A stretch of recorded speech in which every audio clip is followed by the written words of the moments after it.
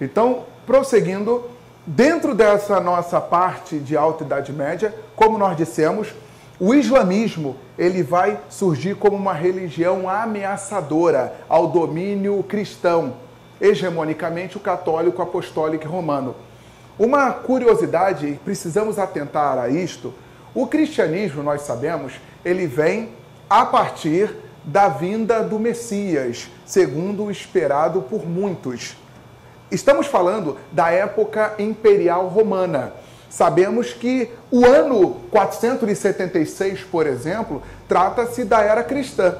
Então, partindo desse princípio, nós entendemos que o ano primeiro, época do Império Romano, vem Jesus Cristo e dá-se início ao cristianismo. É esse cristianismo que vai crescer e vai se tornar a religião predominante do feudalismo na Europa Ocidental no nosso período medieval. Por que estamos enfatizando isso?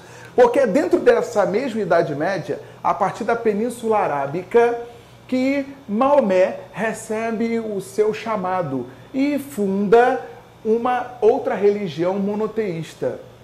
O judaísmo antigo, 2.500 anos antes de Cristo, o judaísmo em Abraão, é a conhecida primeira religião monoteísta da história.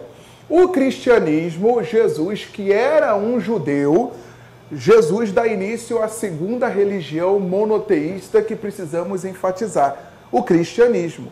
E no ano 622, já da era cristã, no século VII, dentro da Alta Idade Média, temos a fundação do Islã, através do profeta Maomé. Onde isso? Na Península Arábica. Só que a partir da Península Arábica, o islamismo vai crescendo sobremaneira pelo norte da África e atravessa para o sul da Espanha, atravessa para a Europa. E nessa travessia, no século VIII, começa a haver um choque tremendo entre o islamismo e o cristianismo. Precisamos enfatizar isso, porque dentro da nossa Idade Média teremos vários confrontos, vários choques entre esses monoteísmos, o cristão e o islã.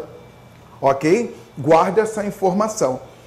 Tendo estudado essa parte, o que nós compreendemos? Em se tratando de uma economia agrícola e de subsistência, o comércio era fraco. O comércio chegou a ser muitas vezes condenado pelo teocentrismo cristão católico. A igreja, ela condenava o lucro exacerbado, o lucro exagerado, a questão da usura, ok? Era coisa condenável pela Igreja Católica Apostólica e Romana. E bem entendemos que era uma forma da igreja manter o seu domínio, manter as suas riquezas, o chamado clero e a chamada nobreza, a fim de que os servos não se apegassem aos bens materiais. Ok? Dentre os ditos de época, uns nasceram para rezar, outros nasceram para guerrear, para proteger, para defender a nobreza, e outros nasceram para trabalhar, cumprir, servir, pagar impostos, sem questionar a condição que lhe foi dada por Deus. Porque se você questionasse a condição que lhe foi dada por Deus, você era considerado um herege, um pecador, merecedor do inferno. Então, percebamos a dominação cultural, a dominação ideológica que era promovida pela igreja desta época. Ok? Pensando nisso, os servos, eles viviam submissos, o analfabetismo tomava conta desta sociedade, como nós dissemos inicialmente, a cultura era monopolizada pela igreja, o alto clero detinha autoridade sobre a cultura, sobre o conhecimento. Muitos nobres eram analfabetos, isso mesmo, analfabetismo entre a nobreza. O conhecimento, repito, era monopolizado pela igreja. Então, muitos nobres analfabetos. Se nós tínhamos nobres analfabetos, digam lá, pobres analfabetos. Por isso, você tinha que se prender às coisas que vinham de cima. Você tinha de ouvir aquilo que lhe era imposto, aquilo que lhe era ensinado. E dentre os ensinamentos, apegai-vos às coisas espirituais e não às coisas materiais. Por isso, percebemos um comércio bem tímido, um comércio bem enfraquecido nesta sociedade feudal. Por que estamos enfatizando isso? Porque é a partir da Baixa Idade Média que começaremos a nos deparar com transformações. Na Baixa Idade Média, com o chamado crescimento populacional, crescimento demográfico a partir do século X, o século XI, nós teremos o acelerar da produtividade, a necessidade de ampliação das colheitas, revolução agrícola, aperfeiçoamento às técnicas do arado, ferramentas, equipamentos e instrumentos para o campo, moinhos aperfeiçoados e outras formas de desenvolvimento da agricultura.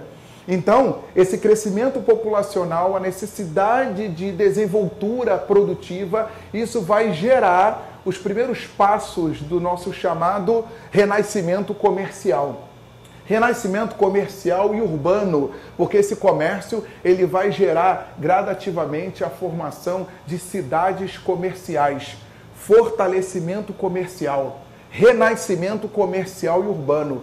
E o curioso é que essas cidades elas vão começar a se formar próximos aos feudos, nas fronteiras entre feudos.